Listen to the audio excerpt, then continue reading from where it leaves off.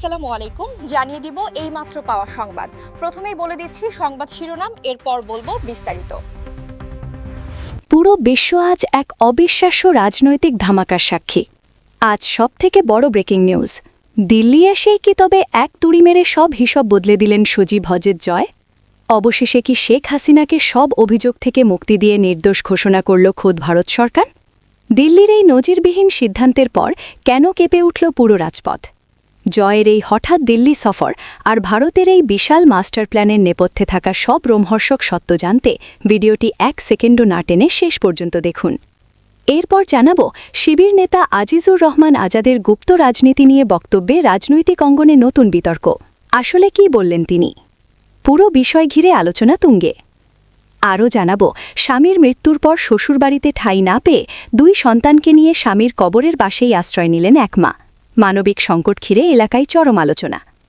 এতক্ষণ শুনছিলেন শিরোনাম, এখন বলবো বিস্তারিত। তাই ভিডিওটিতে একটি লাইক দিয়ে চ্যানেলটা সাবস্ক্রাইব করে সম্পূর্ণ ভিডিওটা মনোযোগ দিয়ে দেখতে থাকুন। আন্তর্জাতিক রাজনীতির অঙ্গন আজ এক অবিশ্বাস্য এবং হাড়হিম করা ভূমিকম্পের সাক্ষী হতে যাচ্ছে। কারণ আজ সবথেকে বড় ব্রেকিং নিউজ আমাদের হাতে এসেছে। সজীব ওয়াজের জয় দিল্লি পৌঁছানোর পরপরই এক চাঞ্চল্যকর মোড় নিয়েছে দেশের পরিস্থিতি। ভারতের উচ্চ পর্যায় থেকে কি তবে সত্যি বড় কোনো ঘোষণা আসতে যাচ্ছে, যা শেখ হাসিনাকে সব ধরনের অভিযোগ থেকে পুরোপুরি নির্দোষ প্রমাণ করবে? দিল্লির এই নজিরবিহীন অবস্থান আর সজীব ওয়াজের জয়ের এই হঠাৎ ঝটিকা সফরের নেপথ্যে আসলে কোন ভয়ঙ্কর মাস্টার প্ল্যান লুকিয়ে আছে, আজ তার সব গোপন ও শিউরে ওঠা সত্য আপনাদের সামনে সরাসরি উন্মোচন করব। পরিস্থিতির ভয়াবহতা বুঝতে এক সেকেন্ডও না টেনে পুরো ভিডিওটি শেষ পর্যন্ত দেখুন, কারণ আজকের এই প্রতিবেদন বর্তমান ক্ষমতা আর আগামীর রাজনীতির সবথেকে বড় গেম চেঞ্জার হতে যাচ্ছে। দিল্লির সাউথ ব্লক এবং কূটনৈতিক সূত্রগুলো থেকে পাওয়া অত্যন্ত চাঞ্চল্যকর তথ্য অনুযায়ী সজীব ওয়াজের জয় আজ ভারতের শীর্ষ পর্যায়ের নীতিনির্ধারকদের সাথে এক রুদ্ধদ্বার বৈঠকে মিলিত হয়েছেন। সেই বৈঠকের পরপরই ভারত সরকারের পক্ষ থেকে এমন কিছু ইঙ্গিত পাওয়া গেছে, যা বর্তমান সরকারের জন্য এক বিশাল দুশ্চিন্তার কারণ হয়ে দাঁড়িয়েছে। শোনা যাচ্ছে, শেখ হাসিনার বিরুদ্ধে আনা সব আন্তর্জাতিক অভিযোগ এবং আইনি নথিপত্র ভারত সরকার খতিয়ে দেখেছে এবং তারা মনে করছে এর কোনোটি ধোপে টেকে না। ভারতকে শেখ হাসিনার সবথেকে বড় মিত্র হিসেবে দেখা হলেও এবারের এই নির্দোষ প্রমাণের দাবো কি তবে সত্যিই রাজপথের সব হিসাব নিকাশ উল্টে দেবে? জয় দিল্লি এসে এমন কী নথিপত্র পেশ করলেন যাতে ভারত সরকার নড়েচড়ে বসতে বাধ্য হল? সবথেকে বড় অবিশ্বাস্য সত্য হল, ভারতের গোয়েন্দা সংস্থাগুলো নাকি এমন কিছু প্রমাণ পেয়েছে যা দিয়ে এটা স্পষ্ট করা সম্ভব যে গত কয়েক মাসের বিশৃঙ্খলার পেছনে শেখ হাসিনার সরাসরি কোনো হাত ছিল না। এই খবর চাউর হওয়ার পর থেকেই আওয়ামী লীগের নেতৃকর্মীদের মধ্যে নতুন করে প্রাণ সঞ্চার হয়েছে। তারা মনে করছেন জয়ের এই সফল দিল্লি মিশন আসলে শেখ হাসিনাকে বীর তর্পে দেশে ফিরিয়ে আনার প্রথম ধাপ। অন্যদিকে বর্তমান প্রশাসনের ভেতরে এই খবর ছড়িয়ে পড়ার পর থেকেই চরম অস্থিরতা আর আতঙ্ক বিরাজ করছে। রাজনৈতিক বিশ্লেষকরা বলছেন, ভারত যদি আনুষ্ঠানিকভাবে হাসিনাকে নির্দোষ বলে সার্টিফিকেট দেয়, তবে আন্তর্জাতিক মহলে বর্তমান সরকারের অবস্থান বড় ধরনের সংকটের মুখে পড়বে।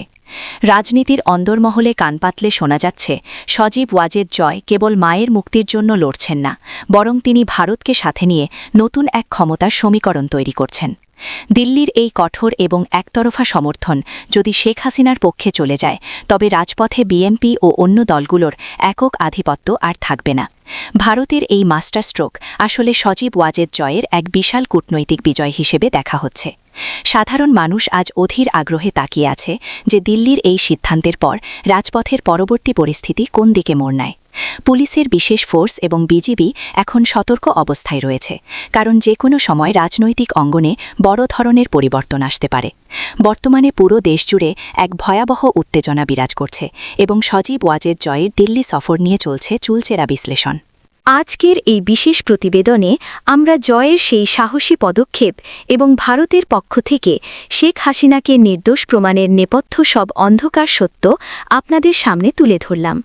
পরিস্থিতি এখন যেদিকে মোড় নিচ্ছে, তাতে মনে হচ্ছে আন্তর্জাতিক রাজনীতির এই অগ্নিকাণ্ড পুরো দেশের ক্ষমতার মানচিত্র এক নিমিষেই বদলে দিতে পারে। আপনারা কি মনে করেন, ভারতের এই সমর্থন কি শেখ হাসিনাকে আবার ক্ষমতায় ফেরার পথ করে দেবে? আর জয়ের এই চালের শেষ কোথায়? আপনাদের মূল্যবান মতামত নিচের কমেন্ট বক্সে অবশ্যই লিখুন। ব্রেকিং নিউজের প্রতিটি আপডেট সবার আগে পেতে ভিডিওটি এখনই শেয়ার করুন এবং আমাদের সাথেই থাকুন। বাংলাদেশ ইসলামী ছাত্র শিবিরের কেন্দ্রীয় প্রচার ও প্রকাশনা সম্পাদক আজিজুর রহমান আজাদ সম্প্রতি রাজনৈতিক অঙ্গনে গুপ্ত রাজনীতি বা আড়ালভিত্তিক রাজনৈতিক চর্চা নিয়ে মন্তব্য করে আলোচনার জন্ম দিয়েছেন। বিভিন্ন সময় বিভিন্ন রাজনৈতিক কর্মসূচি ও সমাবেশে দেওয়া তার বক্তব্যে তিনি ছাত্র রাজনীতির বর্তমান ধারা, স্বচ্ছতা এবং রাজনৈতিক আচরণ নিয়ে সমালোচনামূলক অবস্থান তুলে ধরেছেন। তবে গুপ্ত রাজনীতি শব্দটি সরাসরি তার কোনো আনুষ্ঠানিক বিবৃতি সংজ্ঞায়িতভাবে ব্যাখ্যা করা হয়েছে এমন নির্ভরযোগ্য প্রমাণ প্রকাশ্য সূত্রে স্পষ্টভাবে পাওয়া যায় না। উপলব্ধ তথ্য অনুযায়ী আজিজুর রহমান আজাদ বিভিন্ন সময় ছাত্র শিবিরের পক্ষ থেকে ক্যাম্পাস রাজনীতি, সামাজিক পরিস্থিতি এবং রাজনৈতিক প্রতিপক্ষদের কর্মকাণ্ড নিয়ে বক্তব্য দিয়েছেন। তিনি একাধিক অনুষ্ঠানে দাবি করেন ছাত্র রাজনীতিতে স্বচ্ছতা থাকা উচিত এবং অপপ্রচার বা বিভ্রান্তিমূলক তথ্য ছড়ানোর রাজনীতি থেকে সরে আসা প্রয়োজন। এক অনুষ্ঠানে তিনি ছাত্রদলের বিরুদ্ধে গুজব ছড়ানোর অভিযোগও করেন এবং বলেন এসব কর্মকাণ্ড শিক্ষার্থীদের মধ্যে বিভ্রান্তি সৃষ্টি করছে। অন্যদিকে নারীদের নিয়ে রাজনৈতিক মন্তব্য ও সামাজিক ইস্যুতে প্রতিক্রিয়া জানিয়ে তিনি আরও বলেন, রাজনৈতিক দলগুলোর উচিত শিষ্টাচার বজায় রেখে বক্তব্য প্রদান করা এবং ব্যক্তিগত আক্রমণ এড়িয়ে চলা। এসব বক্তব্যে তিনি মূলত রাজনৈতিক সংস্কৃতির উন্নয়ন এবং সহনশীল পরিবেশ তৈরির ওপর গুরুত্ব দেন। তিনি আরও একাধিকবার সংগঠনের সাংগঠনিক কার্যক্রম নিয়ে বক্তব্য দিয়েছেন, যেখানে তিনি ক্যাম্পাসে প্রকাশ্য রাজনৈতিক কার্যক্রম সুনিত রাখা বা নির্দিষ্ট কাঠামোর মধ্যে রাখার পক্ষে অবস্থান তুলে ধরেছেন। বিভিন্ন রিপোর্টে দেখা যায় তিনি বিশ্ববিদ্যালয় পর্যায়ে ছাত্র শিবিরের কার্যক্রম ও সংগঠনগত অবস্থান নিয়েও বক্তব্য রেখেছেন। তবে গুপ্ত রাজনীতি শব্দটি নিয়ে রাজনৈতিক মহলে ভিন্ন ভিন্ন ব্যাখ্যা রয়েছে। কিছু বিশ্লেষকের মতে এটি মূলত এমন রাজনৈতিক কার্যক্রমকে বোঝায় যা প্রকাশ্যে না এসে সংগঠনের অভ্যন্তরীণ নেটওয়ার্কের মাধ্যমে পরিচালিত হয়। আবার সংশ্লিষ্ট সংগঠনের পক্ষ থেকে বলা হয় থাকে তাদের কার্যক্রম সাংগঠনিক এবং নিয়মতান্ত্রিক, যেখানে গোপন রাজনীতির অভিযোগ সঠিক নয়। বর্তমান রাজনৈতিক পরিবেশে এই ধরনের বক্তব্য নতুন করে বিতর্ক তৈরি করেছে। সমর্থকরা এটিকে রাজনৈতিক বাস্তবতার বিশ্লেষণ হিসেবে দেখলেও সমালোচকরা এটিকে প্রতিপক্ষ রাজনৈতিক দলের বিরুদ্ধে প্রচারণা হিসেবে উল্লেখ করছেন। ফলে গুপ্ত রাজনীতি নিয়ে আলোচনাটি এখনও স্পষ্ট সংজ্ঞা ও সর্বজনগ্রাহ্য ব্যাখ্যা ছাড়াই রাজনৈতিক বিতর্কের কেন্দ্রবিন্দুতে রয়েছে। বিশ্লেষকদের মতে এই ধরনের মন্তব্য ভবিষ্যতে ছাত্র রাজনীতি ও জাতীয় রাজনীতির সম্পর্ক আরও জটিল করে তুলতে পারে, যদি না উভয় পক্ষ স্বচ্ছতা ও সংলাপের পথে এগিয়ে আসে।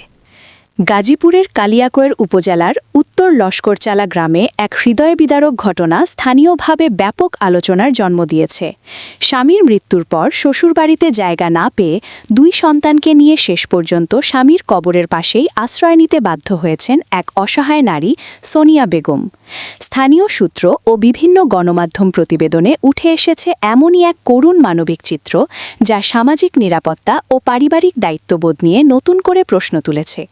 জানা যায়, সোনিয়া বেগমের স্বামী সুজন মাহমুদ অল্প কিছুদিন আগে অসুস্থ হয়ে মারা যান। পরিবারের অভিযোগ, যথাযথ চিকিৎসার অভাবে তার মৃত্যু ঘটে।